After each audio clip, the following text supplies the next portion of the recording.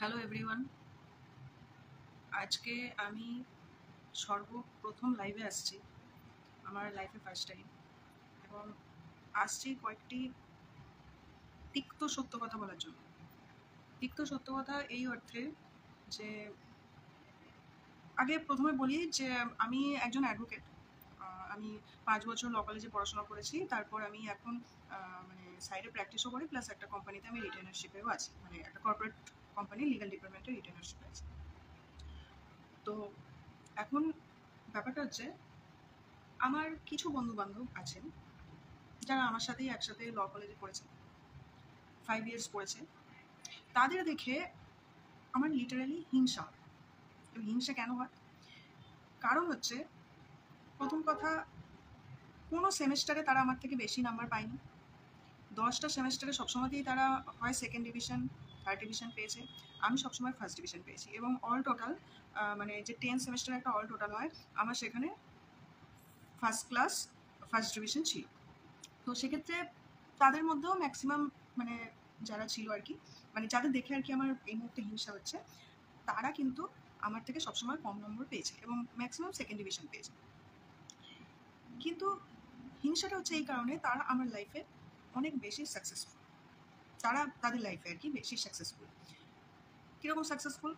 তারা কিন্তু ল পাস করার পর মানে কয়েকদিন একটু সেজে গুজে কোট পরে, সাদা জামা, কালো কোট পরে, কালো গাউন চাপিয়ে কয়েকদিন কোর্টে গেল, ঘোরাঘুরি করলো। জানি না তারা কত কিছু মানে প্র্যাকটিস করলো বা তাদের কি এক্সপিরিয়েন্স হলো।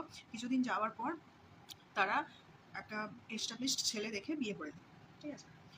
এবং আমরা কি করছি, আমাদের অবস্থা হচ্ছে এরকম যে এখনও আমরা 10 বছর হয়ে গেছে, আমি 2015 সালে ল পাস করেছি, 10 বছর হয়ে গেছে, এখনও আমরা তেতে পুড়ে গরমে ভিড় বাসে ঠেলাঠেলি করে মানে সকাল মানে কোনোদিন তো 7টার পর কোনোদিন মানে ঘুম থেকে উঠতে পারি না, একমাত্র রবিবার ছাড়া। হ্যাঁ, এই গরমের মধ্যে প্রচণ্ড একটা মানে ভীষণ স্ট্রাগলিং লাইফ আমরা লিড করছি। হ্যাঁ, তা সত্ত্বেও আমরা লাইফে মানে যেন এখন মনে হয় যে কিছুই করতে পারলাম না। কারণ বছরে তো আমি একটা ট্রিপের বেশি করতে পারি না, লং ট্রিপ একটাই করতে পারি বছরে, তাও সেটা অনেক হিসেব নিকেশ করে টাকা পয়সা জমিয়ে করি। আর শর্ট ট্রিপ হয়তো ভাগ্যে থাকলে একটা হয় বছরে। কিন্তু তারা কিন্তু কি করছে, মানে ম্যাক্সিমাম আমাদের ল কলেজে বিশেষ করে যারা মেয়েরা পড়তো, তাদের মধ্যে আমি বলবো যে 10% এখন মানে কেরিয়ারে মানে কনসেন্ট্রেটেড আছে এখনো পর্যন্ত, কেরিয়ার নিয়ে আছে বা কাজবাজ করছে, মার্কেটে কাজ করছে। 10% আমি একদম পুরো লিখে দিচ্ছি। আর বাকি 90% সব কেটে পড়েছে ইন দ্য সেন্স বিয়ে থা করে নিয়েছে, হয়তো মানে শখে আহ্লাদে একদিন কোর্টে যায়, হয়তো একটা এফিডেভিট পেলো, নোটারি পেলো, কোর্টে গিয়ে মানে একদম পুরো ইস্ত্রি করা জামা টামা পরে মানে কোট ফোট পরে অ্যাডভোকেটের ব্যান্ড লাগিয়ে কোর্টে গেল, গিয়ে হ্যাঁ সেটা করে চলে এলো। আর আমি অ্যাডভোকেট, অ্যাকচুয়ালি কিন্তু তাদের মান্থলি ইনকাম সেভাবে কিছুই নেই। আমরা মার্কেটে কাজ করেছি তো, সিনিয়ররা কিন্তু দিনের শেষে 50 টাকার বেশি দেবে না, ঠিক আছে? ওই 50-100 টাকা ওই পর্যন্তই। আমাদের টাইমে তো আরও কম ছিল, 50-এর ওপরে কোনোদিনই উঠতে দেখিনি, কখনো কখনো দিতই না, কিছুই দিত না। তুমি নিজের পকেট থেকে টাকা পয়সা নিয়ে গিয়ে খরচা করো আর কি, এরকম অবস্থা। তো সেই সব মেয়েদের কথা বলছি, মানে ছেলেদের কথা বলছি না, ছেলেরা তো আছেই মার্কেটে কাজ করছে। মেয়েরা কিন্তু মানে আমাদের সাথে ল কলেজে যারা মেয়েরা পড়তো, তার মধ্যে আমি এখন লিখে দিচ্ছি 90% মেয়েরা মানে মার্কেটে কাজ করছে না, তারা সংসার করছে, বাচ্চা কাচ্চা নিয়ে সংসার করছে।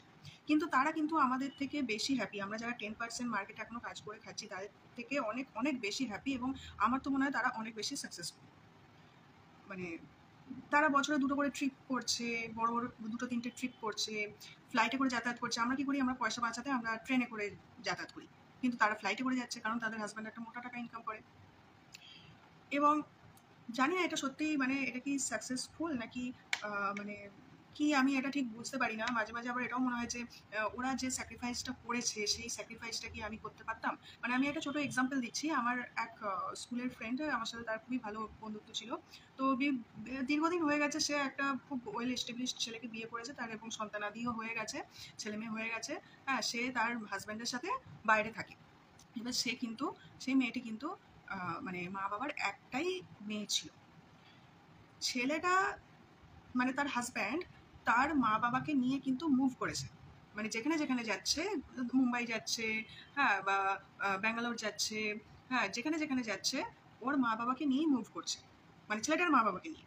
কিন্তু কখনো কিন্তু মেয়েটার মাকে বা বাবাকে নিয়ে যাওয়ার কথা তারা ভাবেনি। মেয়েটার মা বাবা কলকাতাতেই পড়ে আছে, একা পড়ে আছে, তাদের দেখার কেউ নেই, কিন্তু ছেলেটা তার মা বাবাকে নিয়ে মুভ করছে। তারা বছরে 2-3টে ট্রিপ করছে। ট্রিপে কিন্তু ছেলেটা তার মা বাবাকে নিয়ে যাচ্ছে, অবভিয়াসলি সেটাই করবে, কারণ ছেলেটা তার নিজের পয়সা দিয়ে ঘুরতে যাচ্ছে, সে কেন তার মা বাবাকে নিয়ে যাবে না? তো আমি এখানে এইটাই ভাবি যে এই স্যাক্রিফাইসটা কি আমি করতে পারতাম? আমি তো পারতাম না, কারণ আমি চাইবো কি আমি যেখানে ঘুরতে যাব, হ্যাঁ যেটা বন্ধুদের ট্রিপ সেটা আলাদা ছেড়ে দিলাম, কিন্তু ফ্যামিলি ট্রিপ হলে আমি অবশ্যই আমার মা বাবাকে নিয়ে যাবো।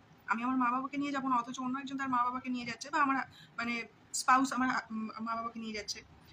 দেখুন, আমি বলছি না যে ও নিয়ে যাবে না, নিয়ে অবশ্যই যাবে, সে নিজের টাকা দিয়ে নিয়ে যাচ্ছে, সে তো নিজে তার স্পাউস যদি নিজের টাকা দিয়ে যায় তাহলে তার মা বাবাকে অবশ্যই নিয়ে যাবে, মানে মেয়েটা শ্বশুর শাশুড়ি সব ট্রিপে যাচ্ছে তার সাথে।